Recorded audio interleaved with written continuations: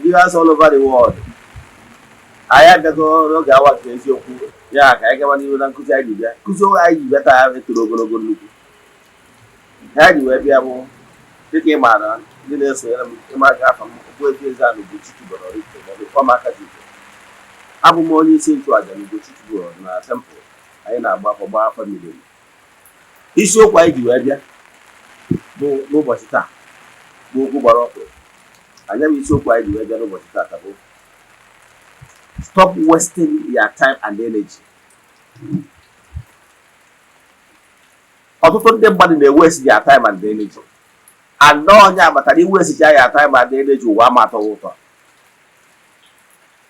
Ndị soro oyibo si na 6 in time saves 9. Ọ bụrụ na waste your time and energy enwere life dị na ya. Ọtụtụ ndị mmadụ ewestigo time ha na life. Ọ nwere ndị waste time ha na life.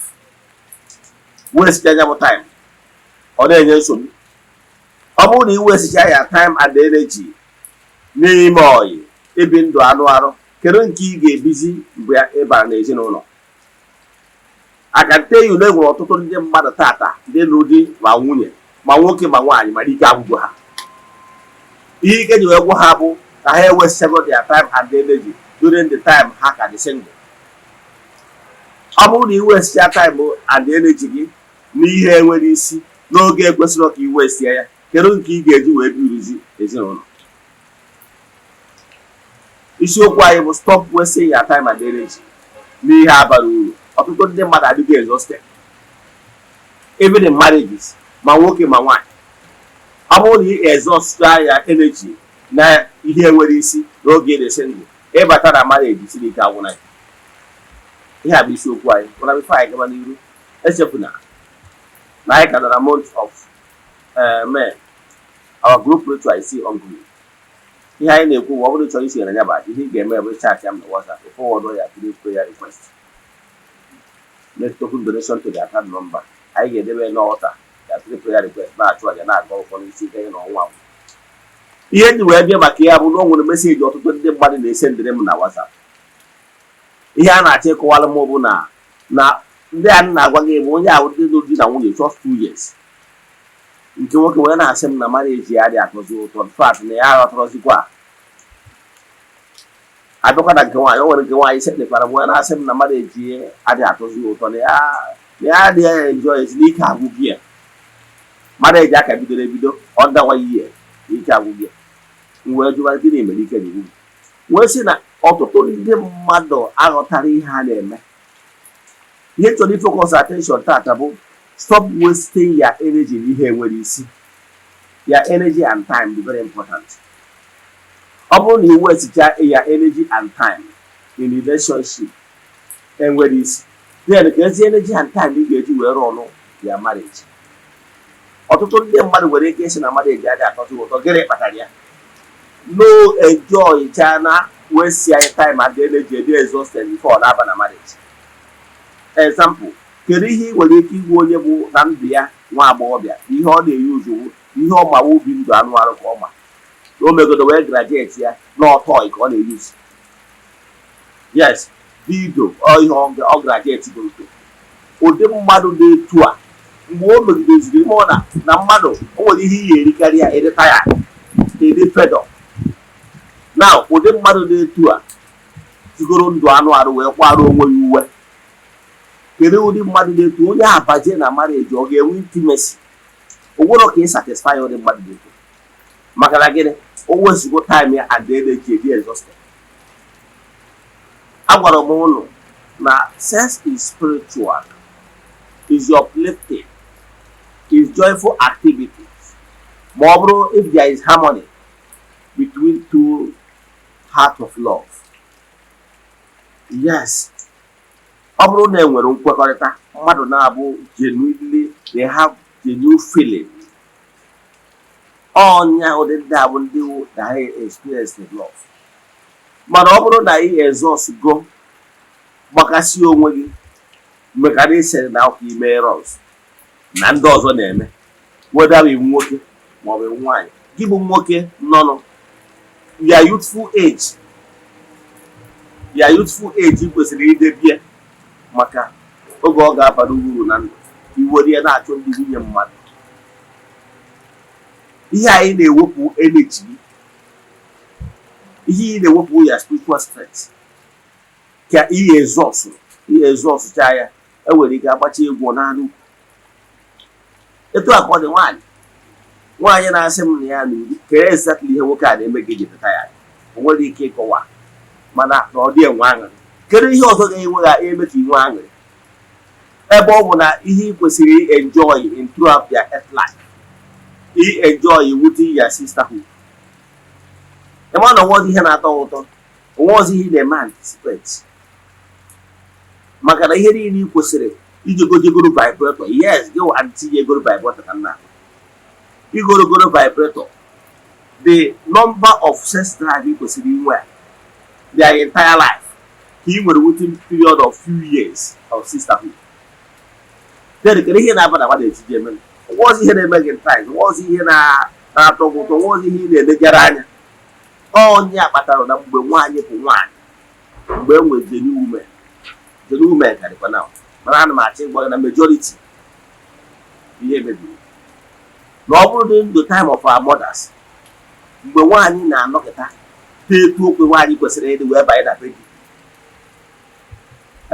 o nwebụrụ much body count.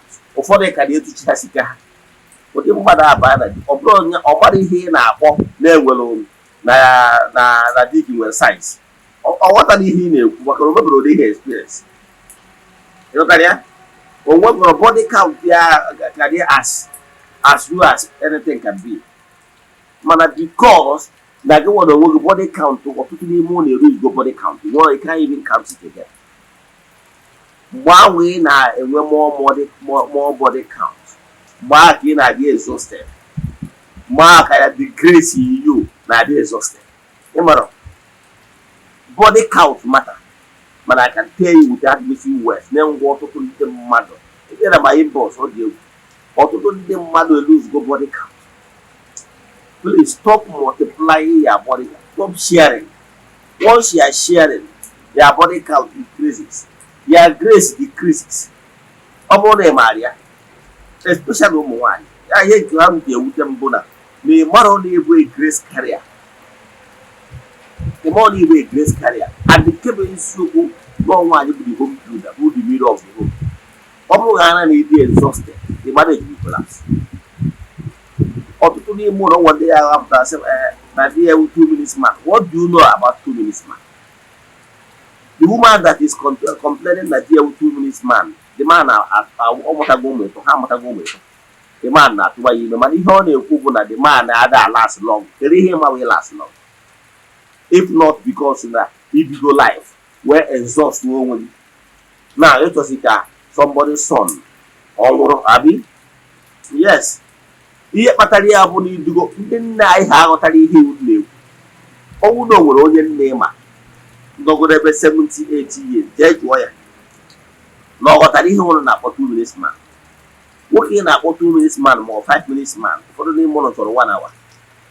Nwoke ahụ ị na-ekwu ihe a na-atụwa nwunye na-amụ nwa kwụsị ile osu nwoke na nwoke. Then ihe kpatara iji achọ ka ọ nọ 1 hour bụ because na idigo exhausted na toy ido ka ị na-use. Idigo exhausted nwere nothing turn, nwere ihe na-atọ ọnụ off, nwere ihe na-atọ ọnụ on because you have exhausted everything. Nwere ihe ị na-eme anticipate. Mana ọ bụrụ na onye agbata ụfọdụ ndị mmadụ na-eji ya gasị ka ha chọrọ obere nwa. Eziokwu na ọ bụrụkwa obere nwa kịta awụ ka dịka otu o kwesịrị ịdị, mana ana m achọ ịkọwara ihe ụfọdụ ji eme ya bụ ka ha chọta onye body count ya dịbụrụ much. I can tell you that the more you are continuing with your body count with multiple men, the more you are losing it. The more you are losing the energy, the more you are losing your time. You wasted so much time. Now, it's a men and doors for men. Ọtụtụ n'ime ụlọ ọ bụrụ na ị continue etu a na-dispense your grace to any man, multiple men. A matter that you lose those things, those grace, ị kwesịrị iji wee baa n'ezinụlọ. and all that grace into whereby ezinụlọ ga-eweta happiness, ga-eweta progress, ga-eweta ezinụlọ ịga ọfụma. Mana ọ bụrụzie na you lose all the grace because you wasted so much time and so much energy na ihe a nwere uru ọba for your lifestyle. Now, when you finally got married, you will be soon be exhausted because you are tired. You want something new, nothing new. There is nothing you are expecting new because you have seen it all. At early 30, each of if we hear it in the war, may he was even a war. Like he was a really good where they can't really within your system. Care about that name at the time. Care about that name and I complain. Because here Pataria you go to be like food no so. To the model will get the mindset, the role marriage help, role husband help. Because if I go feminism, because they go on with it in the one. In account, they be like food no so they feel they can work in better. I don't know. Because an end of Macareno. It's not one of the experience here. You will know that they can't put out all necessary. Here they are calling out to come of stories in the mail. Yes, but not only more to over experience in life. Macaribi go life, be runs. Now, almost a genuine man, they are truly not the torture. Ibru goes or you with that mindset of that over experiencing with an arose approach next year.